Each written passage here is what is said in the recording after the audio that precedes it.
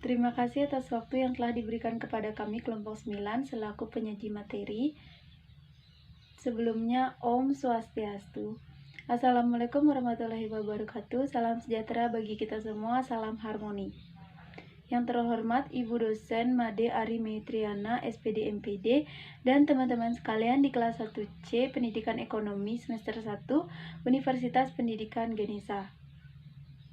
Sebelumnya, izinkan kami memperkenalkan anggota kelompok 9, yaitu yang pertama IGD Agus Adnya Widagda, nomor absen 13, dan saya sendiri, Ana Agung Ayu Kriswidiawati, dengan nomor absen 21. Adapun materi yang akan kami paparkan pada kesempatan kali ini, yaitu berjudul Guru dan Proses Mengajar Belajar. Yang pertama yaitu guru. Guru dapat dikatakan sebagai poros utama di dalam pendidikan karena secara umum guru memiliki tugas untuk mengajar peserta didik agar memiliki pengetahuan dan keterampilan. Tugas lainnya yaitu melatih, membimbing, mengevaluasi, menilai, membimbing sikap atau perilaku yang baik bagi siswa. Peran guru dapat dilihat dari guru sebagai pendidik atau profesi, yaitu guru adalah pendidik profesional dengan tugas utama yaitu mendidik, mengajar, membimbing, mengarahkan, melatih, menilai, dan mengevaluasi peserta didik melalui pendidikan jalur formal. Yang kedua yaitu guru sebagai aktor sosial. Meskipun guru sebagai pendidik memerlukan pendidikan dan pelatihan, namun guru sebagai aktor sosial tidak hanya memerlukan hard skill, tetapi sangat-sangat memerlukan soft skill. Hal inilah yang membedakan antara profesi guru dengan profesi yang lainnya. Materi yang kedua yaitu belajar. Belajar merupakan proses atau usaha yang dilakukan oleh setiap individu untuk mencapai perubahan yang diinginkan. Belajar dikatakan baik apabila keaktifan jasmani dan mental semakin tinggi. Pembagian belajar dapat dibagi menjadi 5, yaitu yang pertama, belajar dari masa ke masa. Belajar merupakan kegiatan atau aktivitas yang tidak terbatas oleh waktu dan umur, maka pembelajaran dapat dilakukan dari masa ke masa atau sepanjang hayat. Yang kedua, urgensi belajar. Belajar merupakan aktivitas yang dapat menimbulkan perubahan yang sangat diperlukan sebagai proses perubahan pola pikir dan sikap, yang tentunya hal ini sangat diperlukan oleh manusia di kehidupan sehari-hari. Yang ketiga yaitu teori pokok belajar.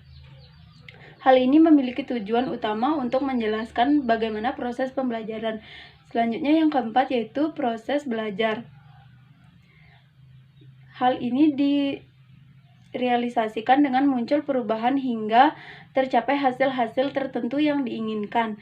Yang kelima yaitu gaya belajar. Tentunya dalam belajar semua orang atau individu memiliki gaya belajar yang berbeda-beda. Ada peserta didik yang mampu menangkap cara belajar dengan cara visual, listener, atau membaca. Materi yang ketiga yaitu mengajar. Pada dasarnya, mengajar merupakan usaha untuk menciptakan kondisi atau lingkungan yang mendukung akan adanya proses pembelajaran.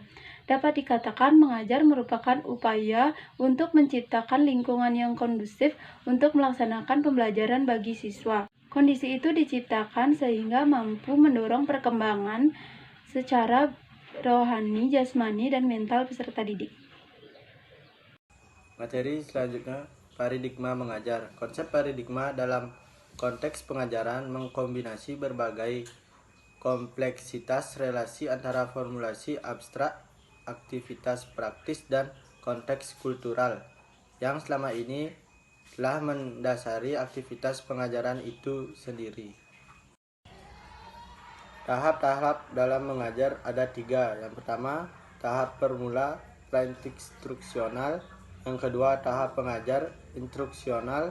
Yang ketiga, tahap penilaian atau tindak lanjut. Selanjutnya ada strategi dan tahap mengajar. Strategi mengajar berpusat pada siswa.